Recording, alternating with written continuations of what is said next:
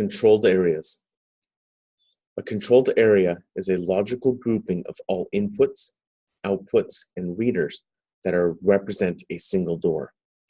A controlled area can either be a door or a floor area. When creating a controlled area, you will be able to designate a specific bridge and its related input and outputs to this controlled area. A floor controlled area is configured as a separate controlled area and linked to a door controlled area. Once the controlled area is created, there is the opportunity to configure the input and output settings and card format for the reader. Applying a schedule to a controlled area allows the door to be open according to a schedule. This means no card presentations are required to gain access via this door. An example of this type of configuration would be the front door of an office building or a reception area. Under the Door Monitor tab, door held open and door forced open alarms can be enabled or disabled. Specific output actions can also be tied to the DFO and DHO events, such as triggering inputs or outputs that may lead to alarm systems or triggering port-triggered actions. The Advanced tab allows for the configuration of multi-factor authentication, where more than one credential is required to gain access.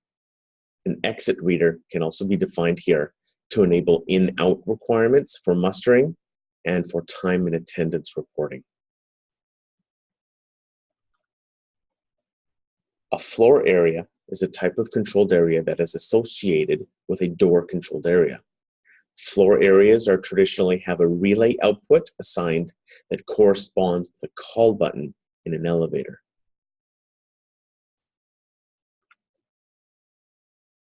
Freedom also offers strong multi-swipe functionality that can be configured per door. The opening and closing of a controlled area or a zone group can be configured with specific multi-swipe options, as well as the interval of the card swipe, access group of people who have the ability to multi-swipe, and partial or global lockdowns. These multi-swipe functions can also be restricted based on the risk level assigned to the system.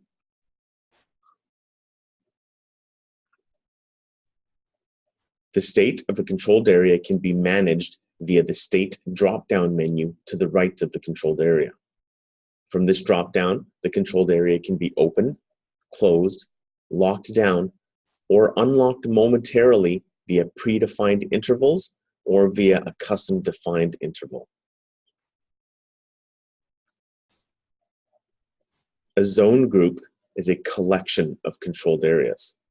This can be used for multi-swipe functionality, anti-passback options, or for a fully formed mustering configuration along with properly configured entrance and exit readers. A port-triggered action is an if-this, then-that logical operator that has triggered the state of an input or an output. Based on the change of state of an input or an output, specific output actions can be configured to fire, such as integration to an alarm panel, opening or closing another controlled area, or generating an alarm with or without acknowledgement requirements. When a port-triggered action is enabled, can also be defined when using a schedule.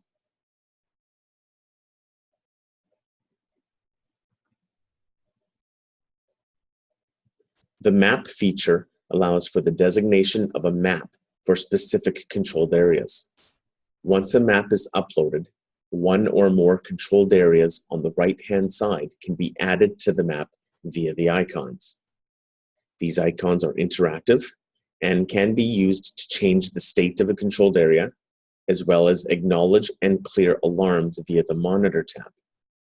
A green icon indicates the door is open, a red icon indicates a closed door, and a lockdown event is indicated by a dark icon.